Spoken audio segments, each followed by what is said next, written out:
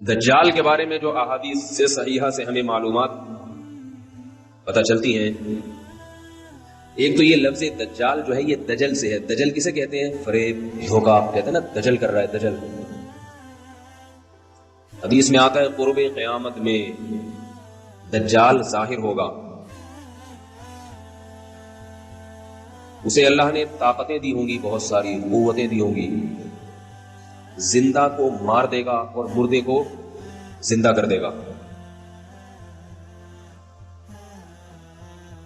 اور وہ یہودیوں کی مدد کے لیے آئے گا۔ کس کی مدد کے لیے؟ اسرائیل کی۔ عجیب بات ہے کہ آج یہودی بھی دجال کا ہم سے زیادہ انتظار کر رہے ہیں۔ وہ اسے یہودیوں کے لیے نجات دہندہ سمجھتے ہیں، کیونکہ ان کی کتابوں میں پیش گوئیاں ہیں۔ اس سے محمد صلی اللہ علیہ وسلم کی صداقت کا بھی پتہ چلتا ہے کہ آپ صلی اللہ علیہ وسلم کی پیش گوئیاں ایسی پیش گوئیاں بھی ہیں جن کو غیر مسلم بھی تسلیم کرتے ہیں۔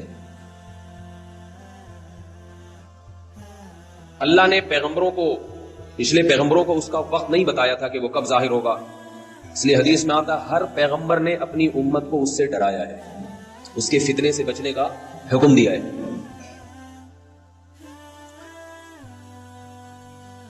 لیکن محمد صلی اللہ علیہ وسلم کے دور تک وہ نہیں آیا، یہ اس کی علامت تھی کہ وہ کس امت میں ظاہر ہوگا؟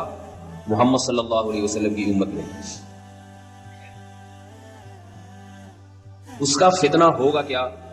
وہ ایسے طاقت اور قوت کے کرشمے دکھا کر اپنے خدا ہونے کا دعویٰ کرے گا۔ سمجھ رہے بات کو کہ نہیں سمجھ رہے؟ جو ظاہر پرست لوگ ہیں، اور ہوگا کانا۔ حدیث میں آتا ہے کہ خدا کانا نہیں ہو سکتا، اللہ تو ہر عیب سے پاک ہے۔ یہ عجیب بات آپ کو بتاؤں کہ جو گمراہ لوگ ہوتے ہیں وہ کسی کی ایک صفت کو دیکھتے ہیں، اس کے ہزاروں عیوب کو نہیں دیکھتے۔ تو دجال کے طاقت اور قوت کو لوگ دیکھیں گے، لیکن اس کے عاجزی کو، اس کے کاڑے ہونے کو نہیں دیکھیں گے۔ لوگ اتنا بڑا عیب ہے تجھ میں، آپ نے فرمایا کہ تمہارا رب کاڑا نہیں ہو سکتا، اور اس کی پیشانی پر واضح لفظوں میں کافر لکھا ہوا ہوگا، کافر۔ یہ بھی علامت ہوگی کہ جھوٹا ہے، کذاب ہے، لیکن ظاہر پرست لوگ اس کی طاقت کو دیکھ کر اس پر ایمان لائیں گے۔ حدیث میں آتا ہے اس کے ایک طرف آگ ہوگی اور ایک طرف باغ ہوگا، جو اس پر ایمان لائے گا اس کو باغ میں داخل کرے گا، اور جو ایمان نہیں لائے گا اس کو آگ میں پھینک دے گا۔ آپ صلی اللہ علیہ وسلم نے فرمایا جو آگ ہے حقیقت میں وہ جنت کا باغ ہے، اور جو باغ ہے حقیقت میں وہ آگ ہے۔ آپ صلی اللہ علیہ وسلم نے فرمایا جمعہ کے دن سورہ کہف پڑھنے والا دجال کے فتنے سے محفوظ رہے گا۔ دجال آئے گا کیوں؟ یہودیوں کی مدد کے لیے۔ کس دور میں آئے گا؟ جس دور میں حضرت مہدی ظاہر ہوں گے۔ سمجھ رہے نہیں سمجھ رہے بات؟ اور دجال کو قتل کون کرے گا؟ مسلمانوں میں طاقت نہیں ہوگی دجال کو قتل کرنے کی، اس کی طاقت اور قوت کی بنا پر۔ آپ صلی اللہ علیہ وسلم نے فرمایا، روایات میں آتا ہے عصر کی نماز کا وقت ہوگا، حضرت مہدی شام میں، جہاں آج بڑی لڑائیاں ہو رہی ہیں، اللہ تعالیٰ مسلمانوں کی مدد فرمائے، شام کی مسجد میں دمشق میں حضرت عیسیٰ، حضرت امام مہدی وہ امامت کے لیے عصر کی نماز میں کھڑے ہوں گے مصلی پر۔ اچانک جب اقامت سے فارغ ہوں گے دیکھیں گے کہ آسمان سے حضرت عیسیٰ ابن مریم علیہ الصلوۃ والسلام فرشتوں کے کندھوں پر ہاتھ رکھ کے نیچے کی طرف نازل ہو رہے ہیں۔ یہ بات یاد رکھیے، یہ بات قرآن سے بھی ثابت ہے، صحیح احادیث سے بھی، کہ حضرت عیسیٰ علیہ السلام پر موت واقع، بولو بھائی، نہیں ہوئی ہے، کیونکہ اس بات کو قرآن نے بہت واضح انداز میں بیان کیا، احادیث میں یہ بات بہت کثرت سے وارد ہوئی ہے۔ لہذا جو شخص حضرت عیسیٰ کی موت کا قائل ہے وہ اسلام سے خارج ہے۔ یہ میں اس لیے کہہ رہا ہوں کہ قادیانی حضرت عیسیٰ علیہ السلام کی حیات کے قائل نہیں ہے، موت کے قائل ہیں۔ کیوں قائل ہے؟ اس میں ان کی کیا سیاسی فائدے ہیں، یہ ایک الگ ٹاپک ہے، لیکن ہم اہل اسلام کا یہ بال اتفاق عقیدہ ہے کہ اللہ نے حضرت عیسیٰ ابن مریم کو زندہ، موت دیے بغیر زندہ آسمانوں پہ اٹھایا، اور حضرت عیسیٰ ابن مریم علیہ الصلوۃ والسلام قرب قیامت میں حضرت مہدی کے دور میں نازل ہوں گے۔ تو یاد رکھو یہ قادیانیوں کا نظریہ ہے کہ حضرت عیسیٰ پر موت واقع ہو گئی ہے، اہل اسلام کا عقیدہ ہے۔ قرآن میں بھی اللہ نے فرمایا بل رفعہ اللہ الیہ، فرمایا وما قتلوہ وما صلبوہ، عیسیٰ کو نہ قتل کیا یہودیوں نے، نہ صلیب پر لٹکایا، جس کو صلیب پہ لٹکایا تھا وہ حضرت عیسیٰ کی شکل کا کوئی آدمی تھا. اللہ نے معاملہ ان پہ مشتبہ کر دیا اور حضرت عیسیٰ کو اللہ قرب قیامت میں نازل کریں گے. تمام اہل کتاب وَإِن مِّنْ أَهْلِ الْكِتَابِ إِلَّا لَيُؤْمِنَنَّ بِهِ قَبْلَ مَوْتِهِ، حضرت عیسیٰ کی موت سے پہلے اس وقت جتنی عیسائی ہوں گے وہ تمام کے تمام حضرت عیسیٰ کے ہاتھ پر اسلام قبول کریں گے.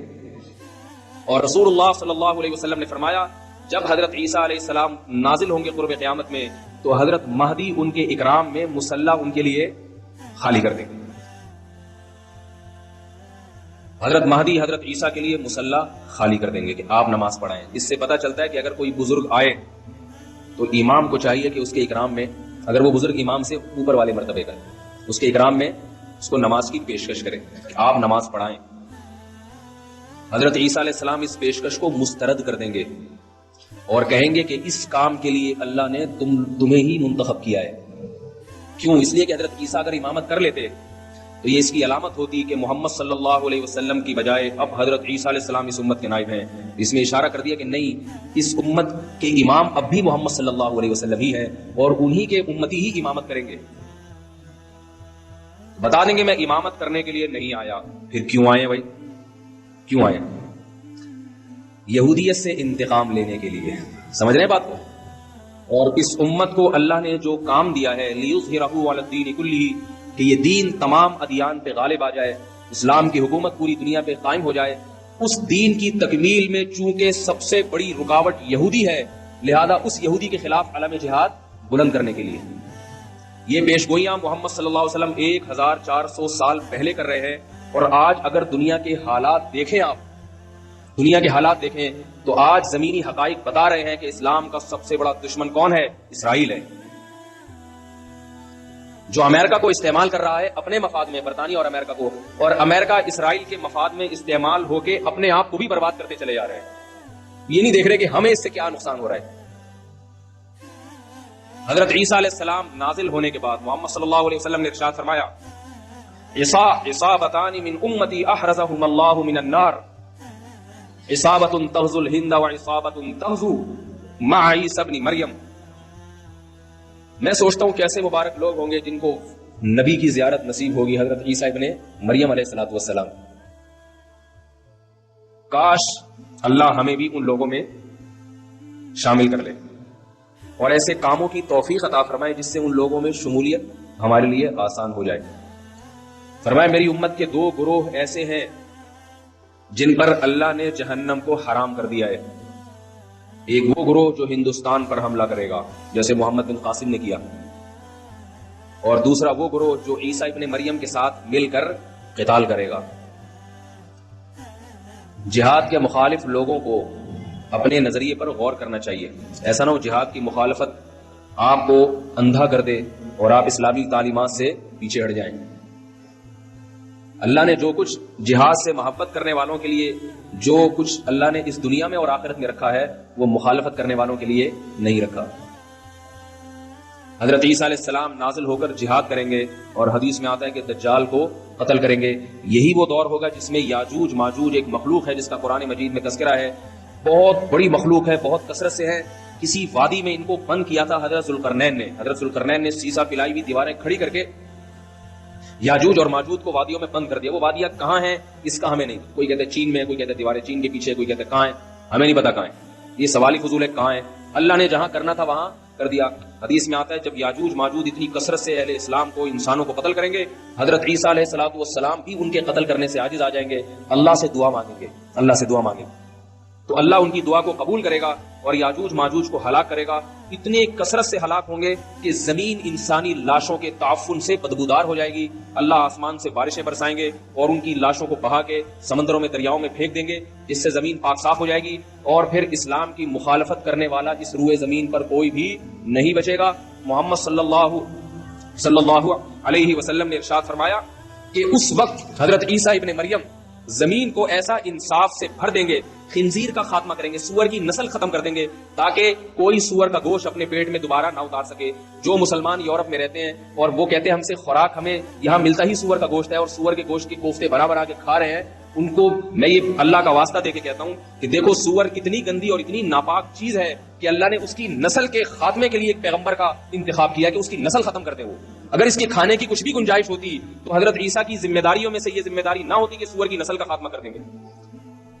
حدیث میں آتا ہے, آخری بات کر کے بات ختم کرتا ہوں تاکہ نشانیاں مکمل ہو جائیں. رسول اللہ صلی اللہ علیہ وسلم نے فرمایا زمین کو عدل سے بھر دیں گے, انصاف سے, اور جب زمین پر اللہ کی عبادت کثرت سے ہوگی, زمین زنا سے, بدکاری سے, چوری سے, رشوت سے پوری روئے زمین پاک ہو جائے گی تو اس کی برکتیں اللہ آسمان سے اللہ کی طرف سے برکتیں کھلیں گی. جس زمین پر گناہ ہوتے ہیں اس زمین میں رزق کی برکت کو ختم کر لیا جاتا ہے. آج پھلوں میں ذائقے ختم ہوتے چلے جا رہے ہیں, آج گندم میں ذائقہ ختم ہو گیا ہے. روٹی آپ پہلے دیکھیں بچپن میں ایسی خوشبودار روٹی, اب روٹی کا مزہ ہی نہیں ہے. آمدنوں میں برکت ختم, لاکھ 1.5 لاکھ روپے کما رہے ہیں مہینے کے آخر میں, پھر بھی روتے پھر رہے ہوتے پیسے نہیں ہے. تو محمد صلی اللہ علیہ وسلم نے فرمایا جب زمین میں تقویٰ ہوگا اور اللہ کی عبادت ہوگی تو اللہ اپنی برکتیں کھول دیں گے. آسمان سے ایسا برکت والا پانی برسے گا, ایسی بارشیں ہوں گی زمین میں کہ آپ نے 2 مثالیں دی, ایک انگور کی اور ایک انار کی. فرمایا انگور اتنے بڑے بڑے پیدا ہوں گے کہ ایک انگور کے دانے کو نچوڑ کے کئی لوگ گلاس بھر بھر کے سیراب ہو جائیں گے اس سے, اتنے بڑے بڑے انگور پیدا ہوں گے. اور فرمایا انار اتنے بڑے بڑے پیدا ہوں گے کہ انار کے چھلکے کو لوگ سائبان کے طور پہ استعمال کریں گے. انار کا چھلکا باقاعدہ چھتریوں کی طرح بڑا ہوگا. انار کتنا بڑا ہوگا, اس کے دانے کتنے بڑے بڑے. یہ اللہ کی طرف سے انسانوں پہ رزق برسے گا. کیوں برسے گا؟ کہ انسان تقوی والی زندگی پر اور حلال والی زندگی پر آ جائے. یہ کام تو میرے بھائی حضرت عیسیٰ کے زمانے میں ہوگا اور انشاءاللہ ہو کے رہے گا. لیکن ہمارے زمانے میں اس سے پتہ ہمیں کیا سبق ملتا ہے کہ اللہ نے تقوی والی زندگی میں برکت رکھی ہے. حلال تھوڑا ہو اس میں برکت زیادہ ہے, حرام زیادہ ہو اس میں برکت ختم کر دی جاتی ہے. حرام خور آدمی کروڑوں روپے کما کے بھی اس کی پیٹ بھرتا نہیں ہے. اپنے ملکوں کے حکمرانوں کو دیکھ لو, کروڑوں کھربوں روپے کھا گئے مگر پھر بھی ان کا دل نہیں بھرتا. پیٹ اتنے سے ہیں مگر جو ہوس ہے وہ سمندروں جیسی بڑی ہوئی ہے, خلاؤں جیسی بڑی ہوئی ہوس ہے, وہ کبھی ختم نہیں ہوتی. حلال آدمی کی خواہش اللہ تھوڑے سے میں پوری کر دیتے ہیں. تو اللہ تعالی ہمیں ان خوش نصیبوں میں شامل کرے جو حضرت عیسیٰ ابن مریم کی زیارت کریں گے اور ان کے ساتھ مل کر لڑیں گے. اور اگر بالفرض یہ ہماری زندگی میں مقدر نہیں ہے تو اللہ ہمیں وہ کام کرنے کی توفیق عطا فرمائے جس کام کی تکمیل اللہ حضرت عیسیٰ کے ذریعے کریں گے. ان کاموں کی توفیق عطا فرمائے. تقوی اور طہارت والی زندگی کی اللہ ہمیں توفیق عطا فرمائے تاکہ ہمارے رزق میں بھی برکت ہو. سبحانک اللہم و بحمدک نشہد